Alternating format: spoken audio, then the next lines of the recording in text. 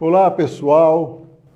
Hoje eu estou tendo a honra e o prazer de receber aqui meu amigo Fernando.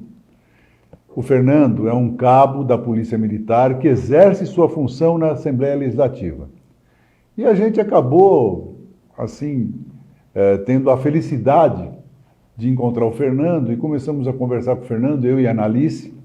E o Fernando começou a falar com um tema que nos é muito caro atualmente, a mim e a Analice, porque temos um neto que é um TEA, né? Ele faz parte das crianças que têm um transtorno do autismo, né? E aí, conversando com o Fernando, a gente foi percebendo como o Fernando sabia sobre o tema, como ele tinha estudado e se aprofundado sobre o tema do autismo. Aquilo nos chamou a atenção porque nós estávamos vivendo uma experiência nova na nossa vida. Uma coisa é você falar sobre um transtorno na teoria, como eu, até como médico, né? Já havia lido muitas coisas a respeito do transtorno do espectro autista, do TEA. Mas uma coisa é você ler, saber através dos livros ou de experiências que as pessoas nos contam, e a outra coisa é você ter o transtorno, uma criança cometida pelo transtorno do espectro autista dentro de casa, que é o caso do meu neto, não é? E aquilo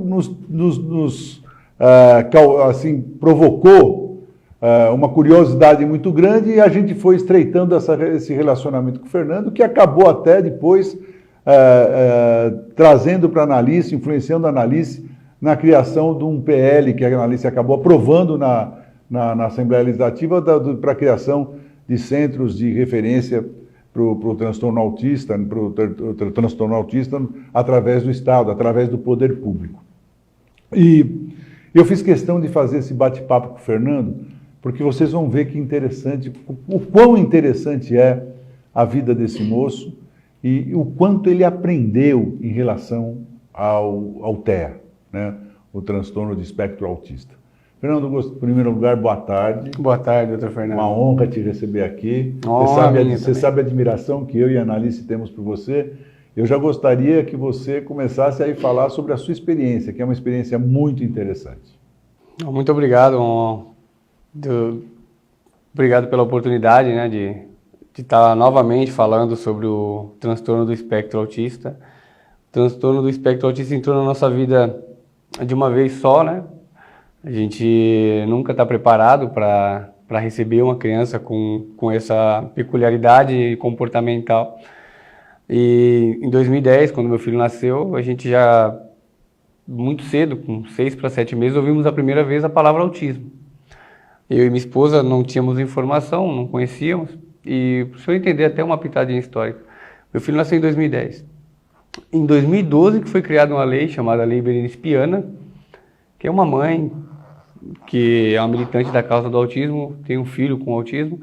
Ela criou um projeto de lei, foi apresentado lá na Câmara dos Deputados em Brasília, e essa lei, ela instituiu as diretrizes e bases para que fossem dadas ferramentas para que as famílias das pessoas mães e pais de crianças com transtorno do espectro autista pudessem acessar benefícios, as políticas de isenções, os benefícios de prestação continuada e, principalmente, incluísse o autismo dentro do rol de deficiências. Porque até então, a pessoa com autismo não era considerada pessoa com deficiência. Então, você vê, meu filho nasceu antes dessa lei. Então, nós tínhamos muito pouca informação a respeito do que era autismo. E a nossa alternativa foi buscar informação, conhecimento. Só para a gente deixar isso muito claro para aqueles que nos estão assistindo, e a maior parte são pessoas leigas, até 2012, nenhuma criança que pertencesse ao transtorno do espectro autista tinha algum direito que outras crianças especiais já tinham naquela época. Exatamente, exatamente. Como elas não eram consideradas pessoas com deficiência, por mais que tivessem um padrão muito engessado, um comprometimento muito grande, elas poderiam acessar por ter outras comorbidades associadas.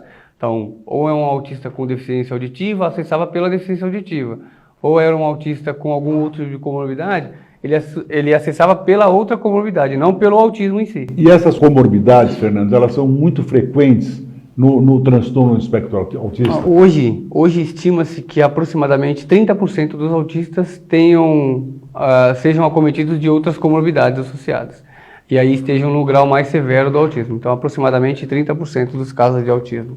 E o autismo, Fernando, ele tem classificações? Existem as classificações do autismo para que você possa mensurar os níveis de suporte. Então, o que acontece? Até voltando mais um pouquinho.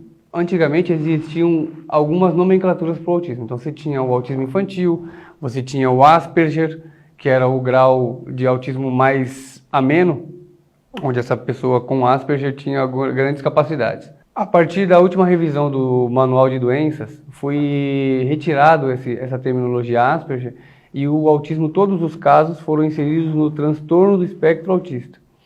Foi colocada essa palavra espectro entre transtorno e autista para que pudesse acoplar e absorver todos os tipos de autismo, desde o grau 1 de suporte até o grau 3 de suporte. Essa palavra espectro deixa muito claro que existe uma modulação entre os dois extremos. Exatamente. E dentro dos próprios extremos, dentro do severo, você vai encontrar autistas verbais dentro do grau severo de suporte, ou do grau 3 de suporte, né, o grau mais severo.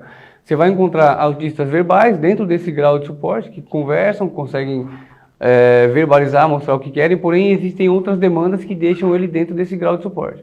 E você vai encontrar autistas no grau 1 de suporte que demoram para desenvolver a fala, podem até ser que não desenvolvam a fala, mas que não têm tantas demandas no dia a dia, de alimentação, autocuidado, eles conseguem acessar a rua sozinhos. Então, assim, o grau de suporte dele é reduzido, porém, ele tem uma afetação por outras demandas do autismo, entende? Então, o que acontece? O grau 1 de suporte é aquela criança que tem, ele consegue verbalizar bem, participar de atividades, ter uma vida social dentro de um padrão de normalidade. Ele tem um grau de socialização melhor. Melhor. E, além disso, ele não tem demanda de suporte muito severas, o que seria. A alimentação, ele consegue comer sozinho, ele consegue tomar um banho sozinho, ele tem o autocuidado, ele consegue se virar ali para usar o banheiro, para ir e vir das terapias, dos atendimentos, ou até trabalhar. Ele não precisa ter alguém sempre próximo dele. O grau 2 de suporte é um intermediário entre o mais severo e o mais leve, né? O grau 1 e o 3. O grau 2 de suporte é aquele autista que ele consegue acessar algumas coisas na vida social, participar de atividades, mas ele tem alguns graus de suporte ainda para algumas demandas do dia a dia. E o grau 3 é aquele mais comprometido, onde a criança tem que ter atenção permanente, tanto para as atividades cotidianas, quanto para passear, para ir para o mundo externo, né? E o trabalho terapêutico, ele é justamente para que você desenvolva as capacidades que essa criança já tem, seja dentro de qualquer um dos graus. Então, desenvolva o que ele já tem de capacidades e faça com que ele evolua nas demandas que ele tem ali de dificuldade, né? Por isso que é importante que você crie ferramentas para que essas pessoas se desenvolvam. Interessante, só para a gente ilustrar um pouquinho a nossa conversa, essa questão do Asperger, né? E foi você que me contou essa história, inclusive. Sim. Essa denominação, o Asperger, vem de um cientista alemão. Isso, ele é um psiquiatra alemão. Um psiquiatra alemão que durante a guerra trabalhava com pessoas, né, que tinham um grau diferenciado para exercer determinadas funções, que eram hiperfocados e conseguiam resultados melhores. E aí o que ele aconteceu? Né? E eram judeus. O que ele aconteceu? Ele começou a separar essas pessoas para que essas pessoas ajudassem os alemães na guerra para fazer determinadas funções que eles eram mais capazes e tinham resultados melhores. E esse cientista chamava-se Asperger. Isso. E hoje foi retirado o nome dele justamente para não se fazer homenagem a um homem que na verdade, não estava fazendo um bem, né? Ele estava se aproveitando de uma determinada qualidade que essas pessoas tinham para obter os resultados que ele queria durante a guerra. Exato. E só para a gente dar que eu achei tão interessante essa história. Histórica, e né? É histórico, isso a gente precisa estar falando sobre isso, que eu acho interessante também. Ele fazia, na verdade, a seleção de autistas com grandes capacidades. Isso. E, em detrimento das demais, ele encaminhava para os campos de concentração. Isso. Então, as que tinham grandes capacidades, eles utilizavam e atribuem a eles algumas funções dentro do exército nazista, né? E os que não tinham, que tinham mais comprometimento, eles eram encaminhados para o centro de concentração. Isso, mas só no que você está tratando, aí tudo que você está nos narrando, dá para a gente perceber de saída que a terapêutica, né, para uma criança do transtorno do espectro autista, assim como outras deficiências, é uma terapêutica não muito fácil, muito complexa. Exatamente. Que requer um envolvimento, um envolvimento multidisciplinar. Exatamente. Vários profissionais de várias especialidades atuando junto a essa criança. Com certeza. O que torna o tratamento caro. Né? Exatamente. Assim muito. como o diagnóstico é caro. Eu vivi isso em relação ao meu neto. Sim. Né?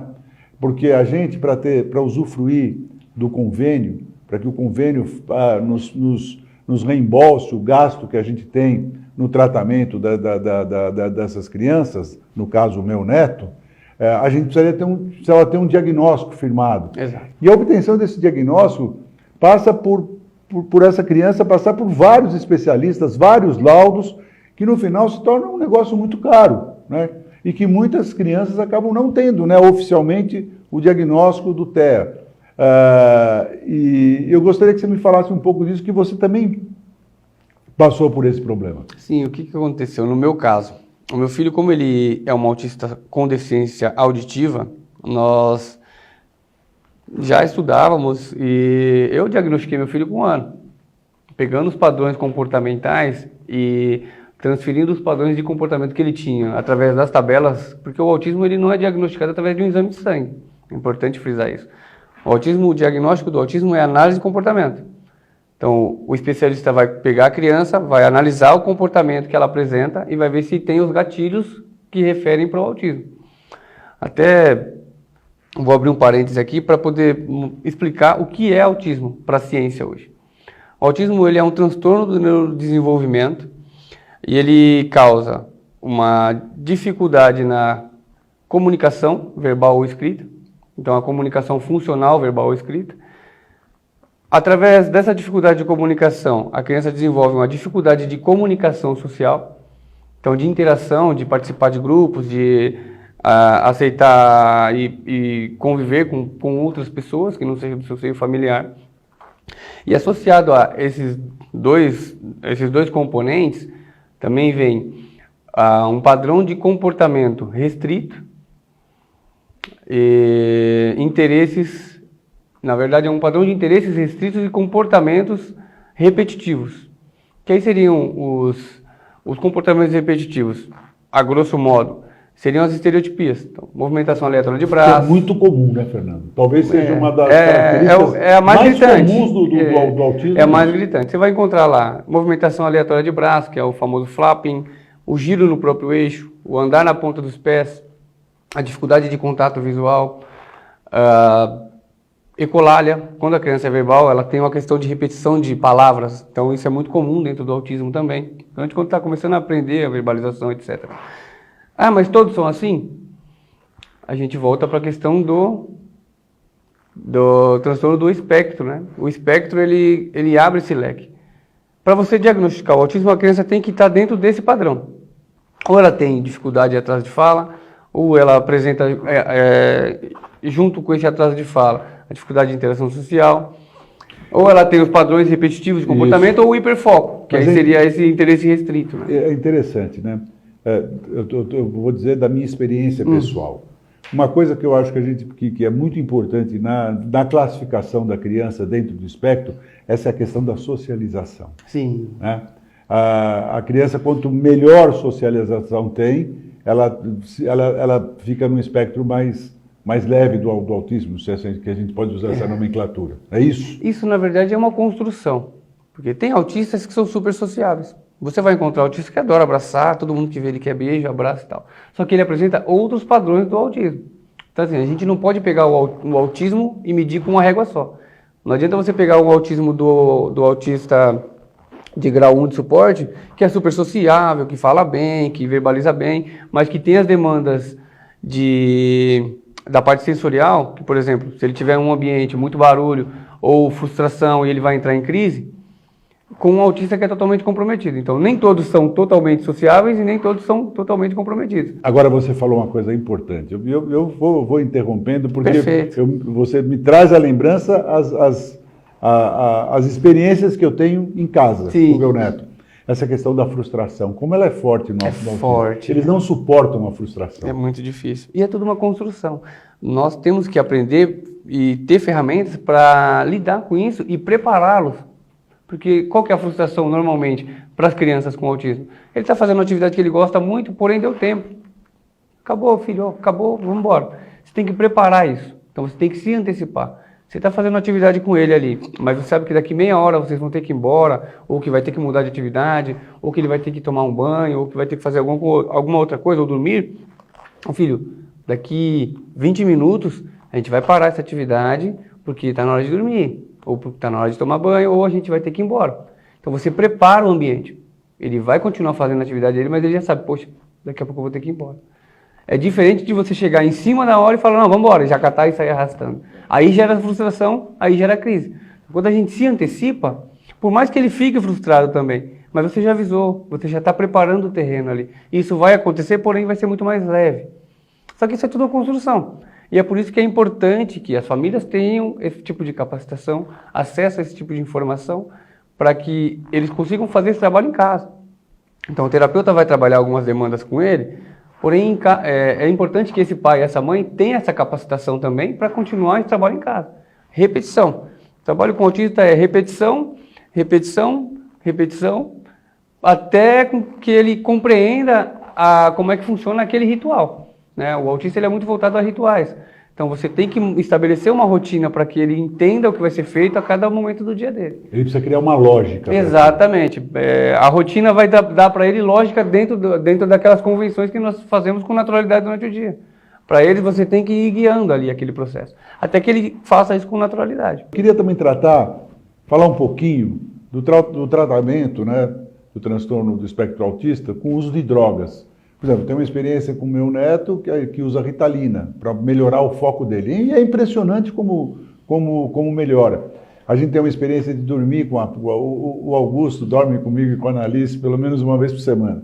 Então a gente acompanha muito essa coisa, até da hora dele dormir, que é também todo um ritual que precisa ser obedecido. Chega quando você quer que ele durma, você não pode ter som, luz, essas coisas, porque senão ele acaba não conseguindo dormir. E da hora que ele acorda, que aí você dá o café da manhã para ele, não dá para usar a Ritalina, que é a droga que nós usamos, que os pais, na verdade, usam com ele, né, orientada pela médica que o acompanha, e aí o foco dele vai melhorando durante o dia.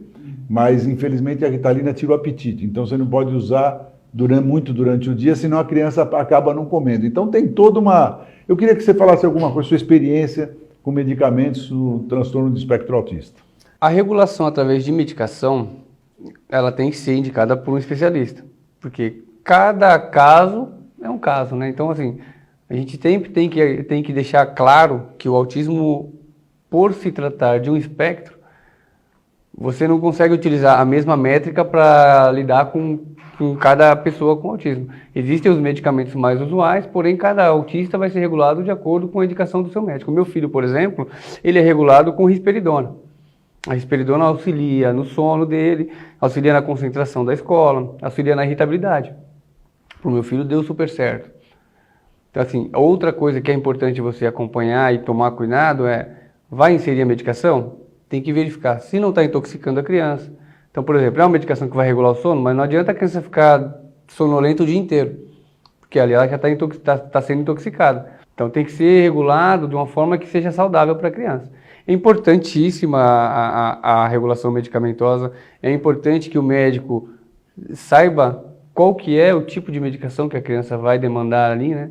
E antes de se inserir essa medicação, que foi o caso do meu filho ele acompanha no Hospital das Clínicas de São Paulo. Lá tem uma estrutura bacana, e antes de se inserir a medicação foi feita uma série de exames. Exame de sangue, vários tipos de exame de sangue para poder saber se ele teria alguma rejeição a esse tipo de medicação, etc., né? E a partir daí foi feita a inserção da medicação. Então é importante que se analise caso a caso e que o especialista faça essa indicação pela intervenção medicamentosa. Mas é muito importante, auxilia bastante. Muitas vezes você não consegue lidar com a criança ou a escola não consegue lidar com a criança e mesmo com a terapia ela não está evoluindo, pode ser o caminho a intervenção medicamentosa. Outra coisa que eu queria que você falasse aqui, que eu acho muito interessante, e é uma curiosidade muito grande das pessoas em relação a uma família que tem no seu seio uma criança com transtorno do espectro autista, qual é a principal dificuldade que você tem dentro de casa, no ambiente familiar, com a criança autista?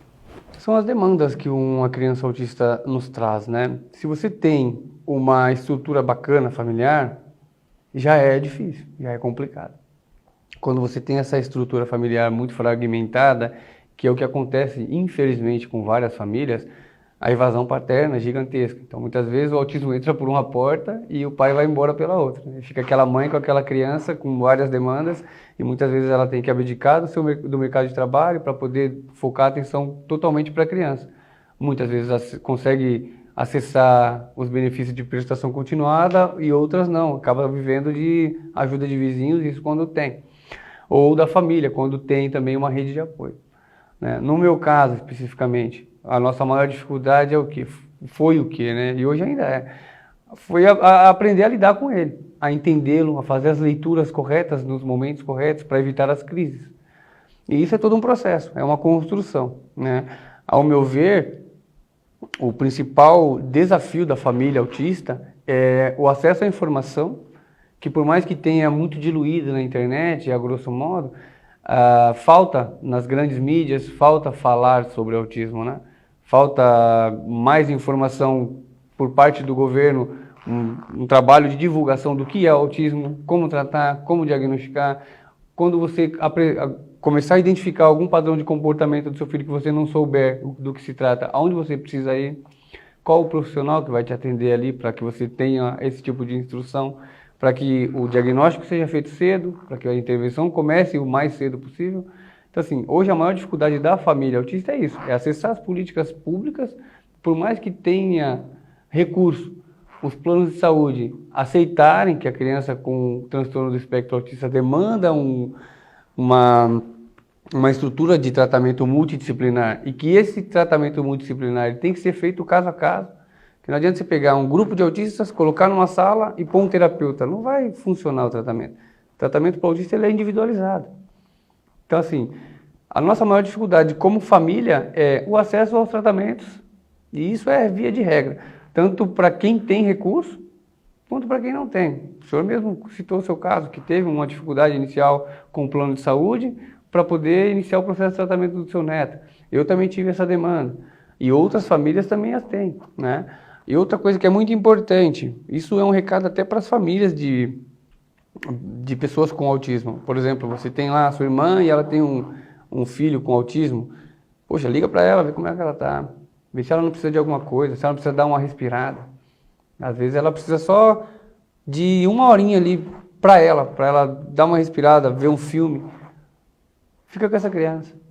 Ajuda, dá esse suporte. A rede de apoio ela é fundamental, até para a manutenção do casamento. É mais ou menos isso que eu e a Analice fazemos em relação ao nosso neto. É dar um respiro para o nosso filho, para ele poder ter uma noite, ele e a mulher dele, para eles poderem sair, jantar fora, né? Ter uma noite romântica, que é difícil. Claro, né? É difícil para eles. Exato, e assim, muitas vezes as pessoas não entendem, né? Existem locais que a pessoa com autismo ela não vai se sentir bem. Então, às vezes, a família da pessoa com autismo sofre esse tipo de julgamento. Pô, mas você foi para um evento tal e você levou o seu filho que é neurotípico e não levou o seu filho autista? Por que você não levou ele? Você tem vergonha? Não cabe para ele ali. Ele não vai se sentir bem, não é um ambiente que ele vá aproveitar ali. Então, assim, às vezes a gente acaba evitando certos tipos de exposição para preservar a criança. Porque não é o ambiente ali que vai ser favorável para ela. E via de regra são crianças hiperativas. Sim, né? sim. A hiperatividade E nem pela questão da hiperatividade. O autista ele é muito sensorial. Então, se você levar ele para um local que tem muito barulho... Já não dá. Ele vai ser insuportável para ele. um local que tem uma grande aglomeração de pessoas, ele tem muitos autistas. A gente tem que sempre apontar isso, né? Porque senão as pessoas pensam que é uma regra, e não é. Muitos autistas... Não é uma regra, mas é quase que presente em todos. Eu vejo. É que assim, a gente tem que abrir esse parênteses, porque a gente tem que respeitar as exceções. Porque você vai encontrar autistas que são super sociáveis. Entende? Então, quando a gente fala colocando como se fosse uma regra, meio que a gente está excluindo uma parcela. Então, a gente sempre tem que deixar em aberto para que as pessoas entendam que existe essa variedade. E é muito difícil para eles. A questão da parte sensorial do autista, ela tem que ser respeitada. Então, se você sabe que seu filho autista tem dificuldade com barulho, tem dificuldade com aglomeração, o que vai adiantar você pegar e levar ele num casamento? Você não vai conseguir participar do evento, ele também não vai participar, entende? Então, assim, muitas vezes a gente só está preservando. E a questão que o senhor falou aí é fantástico, fantástico. Se toda a família tivesse a rede de apoio que hoje o seu filho tem, que hoje eu tenho também, eu e minha esposa, nós viajamos e nas nossas épocas de comemoração, de casamento, etc. E nós temos a nossa rede de apoio. E, aliás, você tem um filho neurotípico maravilhoso. O Matheus, que é uma peça fundamental. Matheus é peça fundamental nos processos de desenvolvimento do irmão. O Matheus, ele consegue ler bem o irmão, ele entende os momentos que o irmão está em crise, ele sabe captar ali, às vezes, quando eu e a minha esposa já estamos saturados, ele pinça o irmão em crise, agressivo, daqui 2, 3 minutos está os dois rindo, enrolando pela casa, rindo, e ele volta com uma serenidade fantástica. Então, assim, o Matheus é peça fundamental. Até, já que o senhor deu o gancho, muito importante, as crianças que são irmãs de crianças com deficiência, elas têm que ser enxergadas também. Infelizmente e involuntariamente, a criança com deficiência demanda mais cuidado, mais atenção. Então, alimentação, etc., você tem que estar próximo dele ali. E a criança que é neurotípica, que não tem essa demanda, acaba ficando meio que negligenciada. Então, nós temos que ter esse start para que as duas sejam assistidas da mesma proporção. Então, o que nós fazemos na minha casa, por exemplo? Existem alguns eventos que eu levo o Matheus só. Eu e o Matheus vamos sair juntos. A gente passeia, a gente se diverte, etc, etc. Tem outros eventos que vai eu, o Matheus e a minha esposa. E o Murilo fica com a minha sogra, porque é um evento que para ele não vai ser interessante. E tem eventos que vamos todos juntos. Então, assim, a gente tem que saber mesclar isso, dividir isso. Por quê? Porque a criança que não tem deficiência não tem culpa de não ter. A criança que tem também não tem culpa de ter. Mas, infelizmente, a demanda acaba sendo para a criança que tem a deficiência, pelo suporte que ela necessita. Então, assim, é muito importante pais, mães, avós, deem a mesma atenção para a criança neurotípica que vocês dão para a neuroatípica. Né? Neuroatípica até é a criança que tem algum tipo de comorbidade. Neurotípicas são as crianças que não têm nenhum tipo de comorbidade, que têm uma vida social e nenhum tipo de patologia, digamos. Né? Só para ficar mais claro aí do que é neurotípico e o que é neuroatípico. Mas você, nas suas palavras, nos deixa uma mensagem muito clara. Que a melhor maneira de vencer as dificuldades dentro da família, que tem uma criança com qualquer tipo de transtorno, seja o TEA, seja qualquer outro tipo de transtorno, é você se aprofundar no tema. Exatamente. É você conhecer o tema. É conhecer todas as possibilidades, tudo aquilo que pode acontecer, né? E procurar caminhos, né? Como enfrentar. Eu acho que você deixa muito claro isso para mim, quando você mostra todo o seu conhecimento sobre o transtorno do espectro autista, por ter um filho autista, como você sabe trabalhar com isso. Então, fica aqui, né, uma mensagem para todas as famílias que têm alguma criança com algum transtorno, procurar assim, entender o que é e se aprofundar no tema, porque vai saber conviver e trabalhar melhor e achar soluções melhores para o problema. E você vira ferramenta de desenvolvimento, né? Você vira um terapeuta praticamente, não querendo substituir o lugar de ninguém, mas você começa a absorver ferramentas que você ajuda o seu filho a desenvolver em casa. Por exemplo, hoje eu trabalho com meu filho em atividade doméstica. O Murilo hoje ele guarda uma louça, ele ajuda a pegar o lixo, do jeito dele, mas você consegue utilizar atividades do seu dia a dia como terapia. Você consegue dando os caminhos e mostrando para ele e fazendo ele interagir no processo, e ele se diverte e se desenvolve dessa forma. Então, quanto mais informação você tiver e buscar, mais ferramentas você vai ter para ajudar seu filho. E mais ferramentas também você vai ter para ajudar outras pessoas. Porque eu falo pessoalmente, Quanto mais pessoas souberem o que é o autismo, quanto mais pessoas souberem entender o que é uma crise, o que é uma estereotipia, um movimento aleatório que a criança faz, e reconhecer aquilo como autismo, para mim é melhor. Eu vou sofrer menos olhares de julgamento, eu vou sofrer menos preconceito para o meu filho, porque as pessoas vão entender, pô, ele é autista, ele está fazendo isso, aquilo, porque é a questão da síndrome dele. Então as pessoas vão começar a respeitar mais. Eu procuro emanar informação para que as pessoas entendam e saibam o que é, e o meu filho tenha uma vida um pouco mais leve, né? Bom, Fernando, você foi um grande colaborador da Analice, que aprovou na Assembleia Legislativa do Estado de São Paulo, PL 237/2023, que fala sobre a criação de centros de referência e atendimento especializado às pessoas com transtorno do espectro autista. Para mim fica muito claro também que a importância que tem do poder político. Que o poder político, seja no legislativo ou seja no executivo, precisa entrar mais para dentro dessa questão aqui que nós estamos tratando do transtorno do espectro autista, né? E eu queria que você me falasse um pouco desse PL, porque você participou de toda a construção desse PL, e você falasse um pouquinho desse PL. Então, o PL, ele... Aliás, PL, só para quem... Nós estamos falando com pessoas... PL é um projeto de lei que foi aprovado na Assembleia Legislativa. Esse projeto de lei 237 de 2023, ele foi uma construção muito bacana, e quando eu conversei com a deputada e expliquei para ela da importância, e ela também falou que já estava estudando alguma coisa a respeito, então a gente juntou forças, sentamos, colocamos lá o que seria importante, o que as famílias esperariam de um centro de referência, né? Quais seriam as demandas que as famílias têm e que um centro como esse poderia proporcionar para elas. Então, o centro de referência com o tratamento multidisciplinar, coisas que nós abordamos aqui com bastante ênfase, a importância desse tratamento multidisciplinar, um local onde essas famílias e essas mães e pais pudessem ser capacitados para continuar o procedimento terapêutico em casa, um local onde a criança vai ter o diagnóstico e já vai ser inserida na terapia logo na sequência. Então, todo esse processo... Com toda uma equipe multidisciplinar. Exatamente. Esse processo ele vai ser feito todo dentro desse centro. Então, esse centro ele vai englobar lá todas as terapias que são necessárias, então, fonoaudiologia, terapia ocupacional, os métodos mais utilizados hoje, e todos esses especialistas com especialização no método ABA, que é a análise de comportamento aplicada, que auxilia a criança a retirar os seus comportamentos problema, né? As repetições, a agressividade, o método ABA ele auxilia em todo esse processo.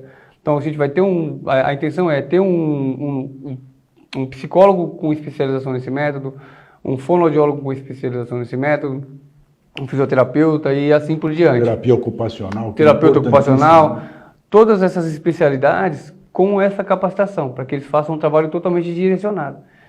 E no momento que a criança está sendo tratada num espaço, a mãe está sendo capacitada no outro.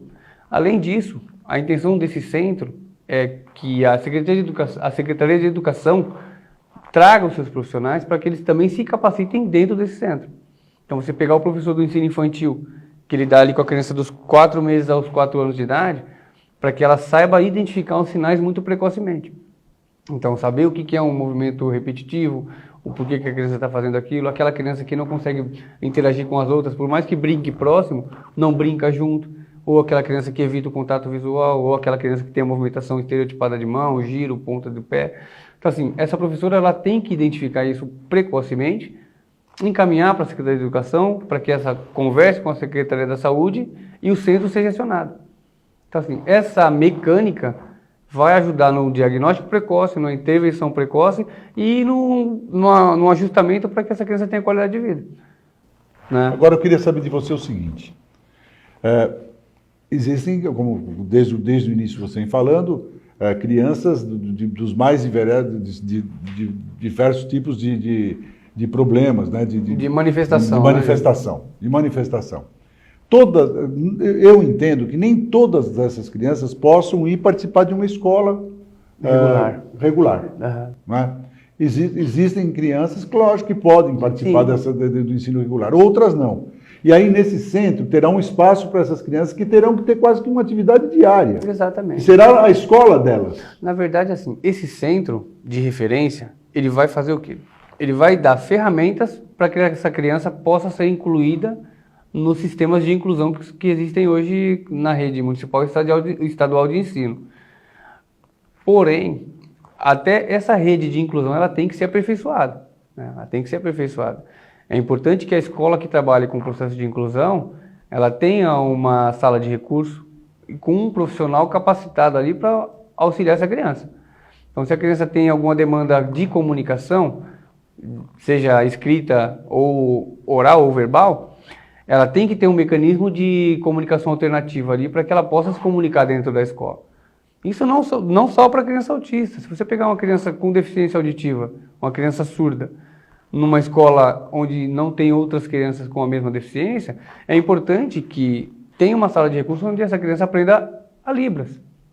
Se você tiver uma criança com deficiência visual, uma criança cega, ela tem que aprender o Braille, então ela tem que ter uma sala de recursos para aprender aquela linguagem.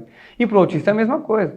Então, o autista que tem dificuldade de interação, de participar das atividades, ele tem que ter um espaço naquela escola para que ele tenha um trabalho de terapia ocupacional, um trabalho de comunicação alternativa para que ele possa ter as ferramentas e trabalhar em sistema de igualdade com as demais crianças. Vão ter crianças que vão absorver isso e vão conseguir ter um andamento bacana dentro do ensino regular, e outras não vão ter. O que nós precisamos, na verdade, é que as famílias tenham a opção de escolher. Então, se a família entende que a criança alcança os níveis de uma escola regular, ela tem que ter direito dessa criança estudar na escola regular. E se a família entende que realmente é muito complexo, é muito difícil, é necessário um atendimento especializado, o Estado tem a obrigação de fornecer isso com qualidade. O meu caso, por exemplo, meu filho ficou 3 anos no ensino regular. E nós entendemos, dentro desse período, que não era salutar para ele, que ele não estava se desenvolvendo dentro dessa metodologia de ensino e desse espaço. Nós optamos por um colégio especializado. E meu filho teve uma evolução tremenda, né? Nós temos que ter cuidado quando falamos de inclusão ou de escola com atendimento especializado, para que não seja uma regra. Todas as crianças com autismo têm que ir para uma escola com atendimento especializado, ou todas as crianças com autismo têm que necessariamente estar no ensino, no processo de inclusão. Mais uma vez, o autismo ele é um espectro muito amplo, com vários tipos de manifestação de comorbidades associadas ou não. E cada caso tem que ser analisado dentro da sua peculiaridade. É importante que as famílias tenham opção de escolha. Então, você tem que ter um bom processo de inclusão, mas você também tem que ter uma escola especializada com qualidade. Esse é o meu ponto de vista e acredito que seja o de muitas famílias que eu converso, né? E dá para a gente perceber que não é fácil, né? Não é fácil. A gente introduzir tudo isso dentro do ensino não é uma missão. Não é fácil, é muito complexo. E isso nos remete a um outro raciocínio, né? Que eu sou favorável a qualquer manifestação, a todas as manifestações que houverem, defendendo, né, qualquer tipo de transtorno, e elas são importantes, e sempre é uma voz falando, mas a gente precisa ter claro na cabeça que não é uma coisa também rasa, né? Não é uma questão de fazer marcha, não é. Fazer, você sempre fala isso, não é qualquer coisa. Nós temos que encarar com mais responsabilidade. Exatamente. Né? Na verdade, assim, nós temos que trazer a sociedade para dentro do debate, porque só quem vive sabe o que precisa. Com certeza. Não adianta você criar mecanismos sem ouvir quem realmente vai acessar esses mecanismos e utilizá-los. E olha, eu sou exemplo, eu e a Analice somos exemplos disso. Né? E isso, me acendeu uma luz na minha vida muito grande, na minha e na da Analice muito grande. Porque uma coisa é você falar sobre, ficar sabendo sobre, estudar sobre, outra coisa é você viver aquilo. E foi uma experiência, assim, muito rica na nossa vida. Porque nós começamos a ver o transtorno autista, do espectro autista, com outros olhos e com outros, com outro sentimento, com outras sensações. As sensações de quem vive o problema. Que não é uma coisa, é fácil falar e ter logo, não é? Agora, você viver aquilo é uma outra situação. Exatamente. E eu acho que eu tenho na minha convicção, né, que se a gente conseguir voltar aí a dirigir essa cidade, eu vou fazer um centro de referência para crianças não só do transtorno autista, né, do espectro autista, mas crianças com vários transtornos que também merecem esse atendimento, né? E, aliás, provoquei você outro dia, falei, Fernando, entra para a política. Vá ser um vereador, porque sabe o que acontece? A gente precisa ter gente que realmente conhece o problema e que realmente está interessado em resolver o problema participando da política. Porque senão essas coisas não avançam. Ficam só em conversa, ficam só em programas de governo que acabam não se viabilizando, que acabam não acontecendo. Né? Eu tive essa experiência na minha vida. Hoje eu sou um réu, confesso.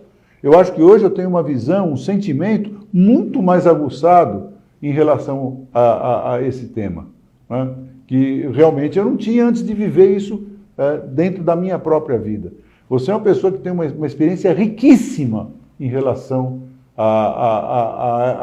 às crianças, né? Ao transtorno do espectro autista, que não é só de criança, porque o autista vai ser autista até morrer. Exatamente. Né? Não acaba aos 18 anos. Outro dia ouvimos algumas bobagens, não, que alguém falou, mas isso aí passa. Não passa. Né?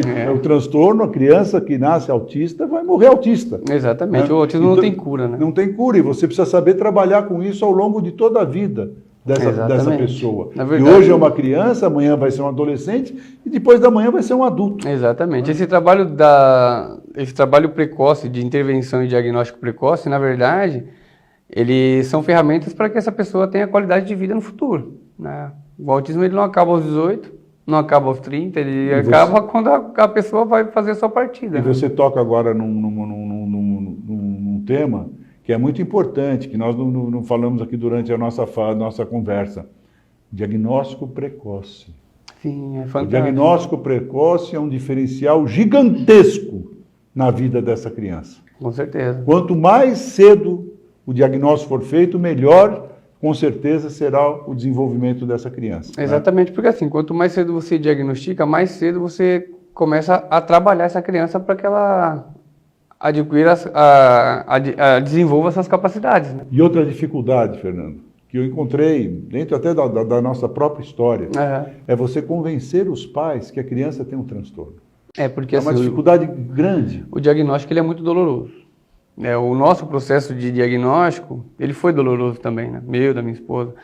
Porque a gente recebe ali uma folha com alguns escritos e uma orientação, na época, muito vaga. Seu filho é autista, o CID está aqui, e é isso. E boa sorte, praticamente foi isso que nós recebemos. Então, assim, é um diagnóstico que é para a vida toda. Você não sabe como lidar, você não conhece o diagnóstico, você não buscar informação, você vai ficar ali à deriva, né? Então, mais uma vez, por isso que é importante que nós tenhamos mais ferramentas de divulgação, de informação, de disseminação de conteúdo, para que as pessoas saibam o que é e que o autismo não é o fim, né? Ele é o início de uma longa caminhada.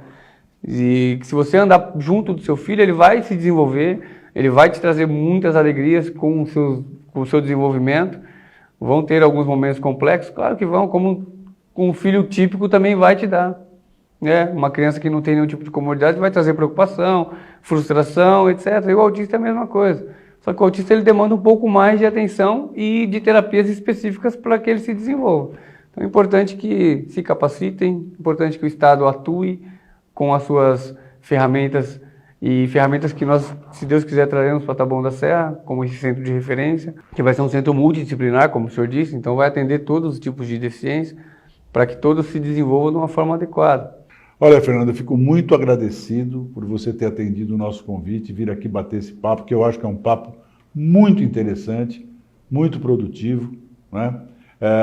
E principalmente por essa experiência rica que você tem em relação à sua própria vivência pessoal com um filho autista, com todas as dificuldades. E isso, né? Mostrar que, olha que interessante, um pai que se aprofundou no tema. E com certeza isso mudou a vida do seu filho, do Murilo, muito. Sobremaneira. A sua atitude, a atitude da sua mulher, que também foi uma grande parceira, fantástica, do seu filho, né, que também participa de toda essa luta, de tudo isso melhorou muito a vida do Murilo, com certeza. Então eu acho que foi muito boa essa conversa. As pessoas, eu acho que aprenderam um pouquinho com a sua experiência, enfim, eu estou muito agradecido aqui à sua presença. Espero que a gente possa retornar a essa conversa mais vezes. Com certeza. E trazendo novas informações, novas experiências sobre eu o agradeço tema. também ao senhor pelo espaço, pela coragem de abordar esse tema tão caro para as famílias que vivem o autismo, de se expor, né, mostrar a realidade que o senhor vive hoje dentro do seu seio familiar. É muito importante a gente estar sempre falando sobre o tema, expondo as demandas que o autismo tem. E uma pessoa como o senhor, que tem tanta relevância, abordando e carregando essa bandeira junto com nós, famílias atípicas, né, famílias dentro do espectro autista, vai dar muita força para que os projetos e as políticas de interesse desse grupo sejam alcançadas, né? E olha, eu posso dar um testemunho aqui para vocês. Ninguém deseja ter algum transtorno na família, né? Isso é a verdade. É normal. Mas depois que você tem, você começa a conviver com o amor, como é gostoso desfrutar desse amor dessas crianças. É muito puro, né? É muito puro. Muitas vezes eles não veem troca. Eles dão o que eles têm, da forma que eles têm, e a gente que tem que aproveitar. Numa lógica muito grande, né? Impressionante a lógica deles, né? Exatamente. É isso aí, Fernando. Obrigado mais uma vez e espero tê-lo aqui em outras oportunidades. Espero que você se envolva nessa causa também na política. Agradeço. Nós precisamos de gente que realmente tenha capacidade e interesse pela causa para, no exercício de uma função pública, poder exercer com qualidade. Acho que quem acompanha esse tipo de coisa pela janela de dentro tem um pouco mais de propriedade para falar do tema, sem dúvida nenhuma. Gente, obrigado a todos e até a próxima.